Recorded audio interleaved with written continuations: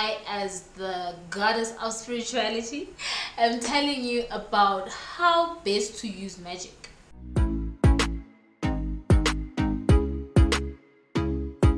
What's up, what's happening? Thank you for watching my video. Welcome to my channel. My name is Sister Oz, and today I, as the goddess of spirituality, am telling you about how best to use magic. But before I dive into that, I'd like to talk about what I feel magic is. I'm not talking about the spooky, abacadabra, alakazam, charmed kind of magic.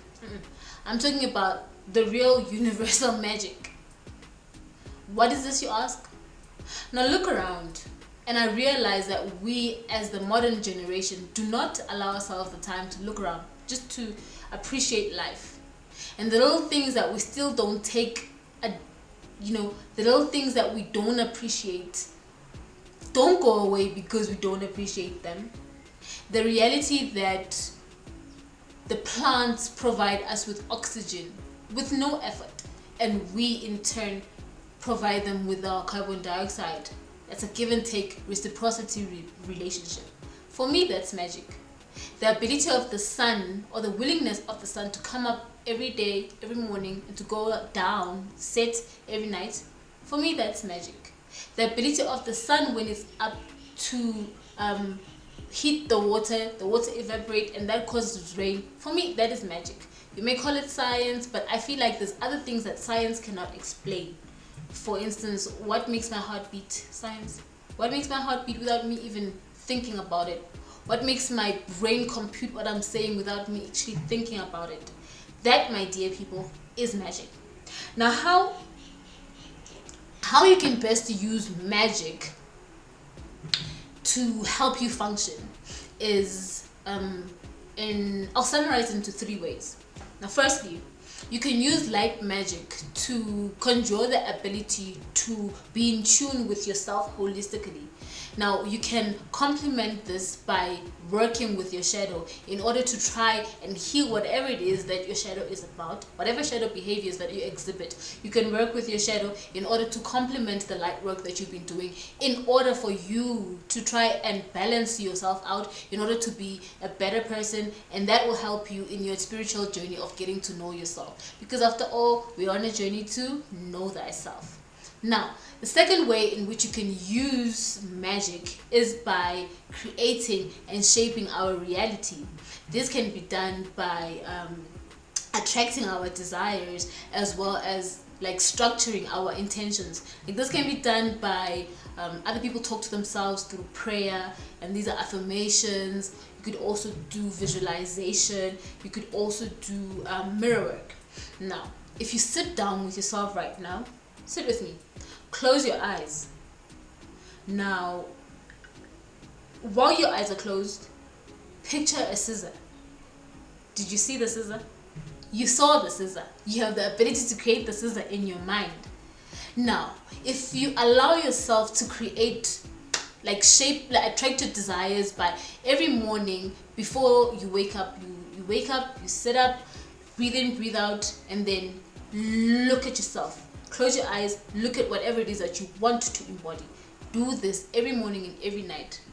Put pictures around your house. This is called visualization. If you see it so much in your mind, trust you me, you will see it in your life. Try it and you'll let me know. I believe in it. Another thing is you could work with the mirror. At night, I believe in dark magic. I like dark energy. At night, switch the mirror off and work with the mirror. Talk to yourself at night with the mirror off, maybe with a black candle if you feel like it. Do all the mirror work. If you want me to make a video about mirror work, let me know. Now, thirdly, and this is the most controversial of the magic conversations that are all here, which is spell work and working with spirits. Now, this for me is very personal, and I won't lie to anybody and say that it's something that I can just tell you that do this and don't do that, or don't do this, don't do that. This would be like misleading for me to do that for you, because spell work as well as working with spirit work, it's very personal, and it differs from person to person. And I wouldn't advise you going to the next person and asking them for a spell, you know.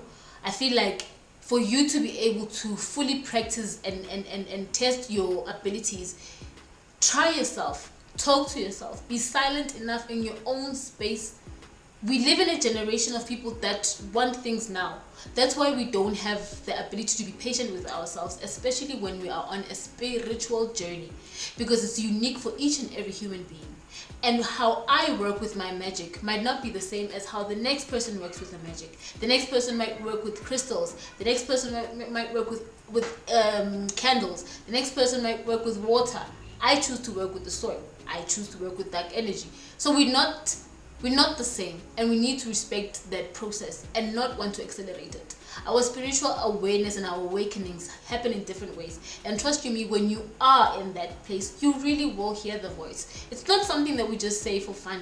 You hear the voice. You hear yourself. You know, you hear yourself, and you trust yourself, and you move with yourself. If you have an itch, yourself will tell you how to heal the itch with anything that is around you, anything that you feel like you can work with. Tell me what you know about this, and when you do experience that, let me know about that.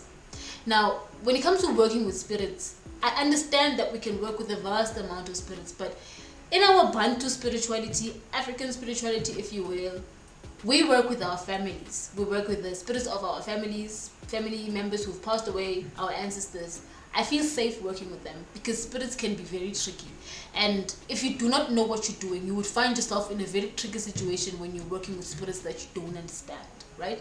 And we are, to some extent, surrounded by a lot of spirits. It's just that when we want to use things that will conjure spirits and stuff like that, and you don't know what spirit is around you, and you don't know how to maneuver yourself around that situation, you can find yourself in a tricky situation. But if you're dealing with spirits that you know have your best interest, if you had a father that passed away, your father's essence will always want the best for you. So work with spirits that you know are gonna work in your favor, you know. And don't jump into this. Take it as a process.